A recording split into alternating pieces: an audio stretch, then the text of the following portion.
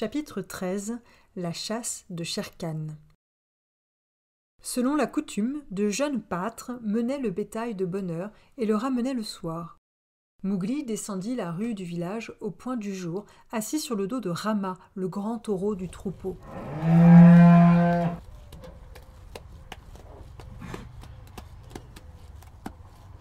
Alors les buffles se levèrent des étables et le suivirent.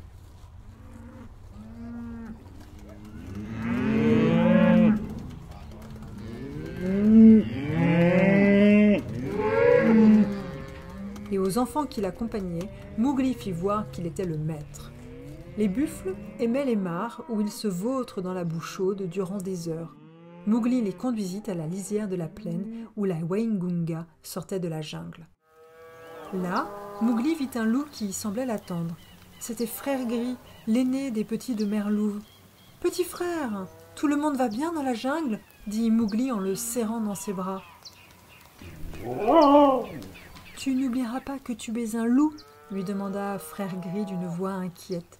« Jamais, » répondit Mowgli. « Je t'aime, toi et tous ceux de notre caverne, mais je me rappelle aussi que j'ai été chassé du clan. »« Je t'apporte des nouvelles, » dit Frère Gris. « Shere Khan est revenu et t'a guetté longtemps par ici.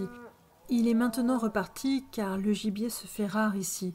Shere Khan veut te tuer. »« Très bien, » fit Mowgli. « Aussi longtemps qu'il sera loin, viens ici, toi ou l'un de nos frères.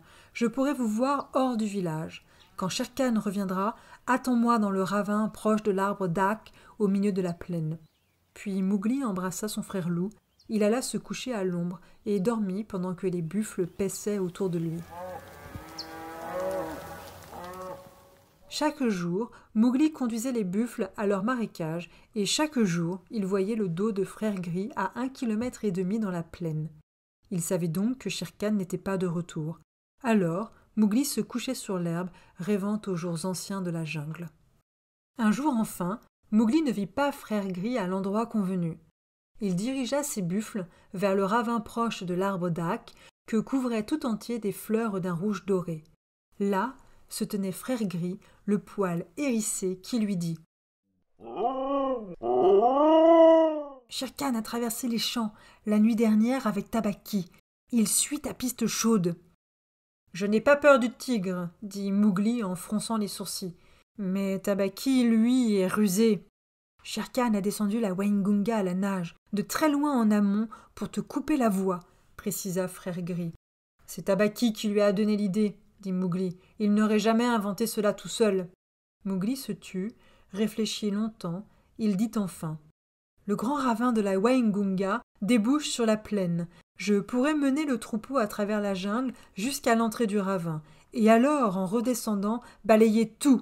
Mais Shere Khan s'échapperait par l'autre bout.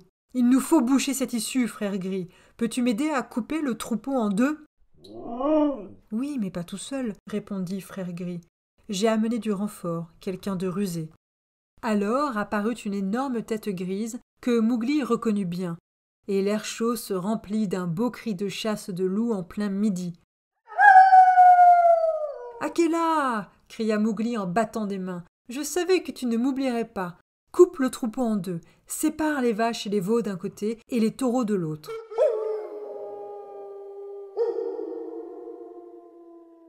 Les deux loups traversèrent le troupeau qui s'ébroua et se sépara en deux parts.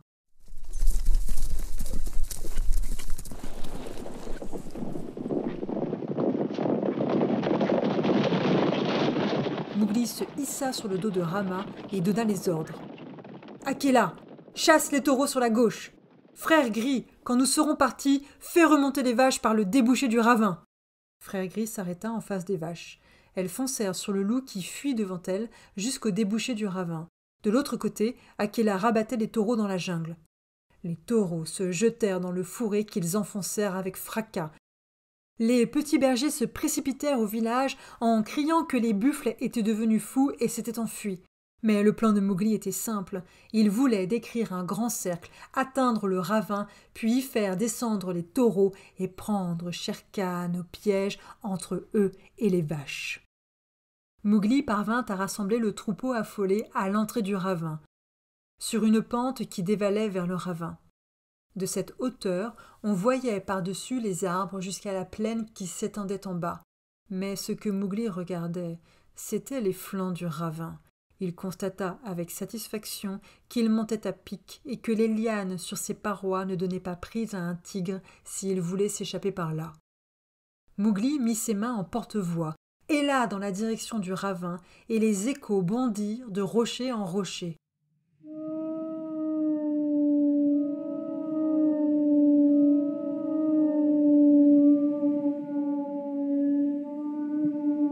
Au bout d'un long intervalle, répondit alors le rugissement du tigre.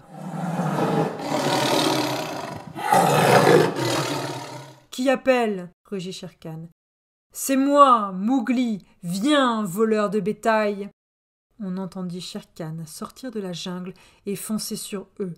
Akela lança son cri de chasse et les buffles se ruèrent dans le ravin.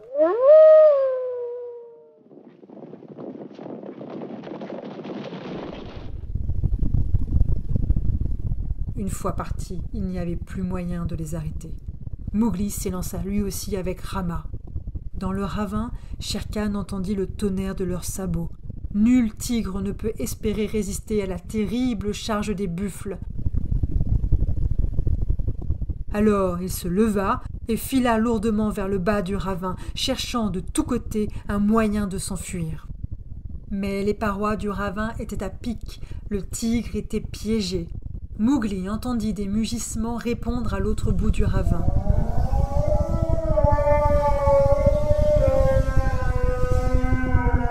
Il vit Shere Khan dans la poussière. Rama faillit tomber, mais continua sa route en piétinant quelque chose de flasque, puis les autres troupeaux à sa suite. Il rejoignit le second troupeau à grand bruit. La charge entraîna dans la plaine les deux troupeaux, donnant de la corne et frappant du sabot. Sur le dos de Rama, Mowgli attendit le bon moment pour ralentir le bétail. « Vite, Akela, arrête-les, emmène-les, Akela. Aïe, Rama, aïe, aïe, aïe, mes enfants. Tout doux, maintenant, tout doux, c'est fini. » Mowgli réussit à faire tourner Rama. Shere Khan était mort. Les vautours arrivaient déjà. Le corps du tigre gisait au milieu du ravin. « Frère, Shere Khan est mort !» dit Mowgli en cherchant de la main le couteau qu'il portait toujours dans une gaine suspendue à son cou, maintenant qu'il vivait avec les hommes. « Sa peau fera bien sur le rocher du conseil !» Mowgli écorcha seul le tigre. Enlever la peau est un travail rude. Mowgli tailla, tira, peina longtemps, tandis que les loups le regardaient.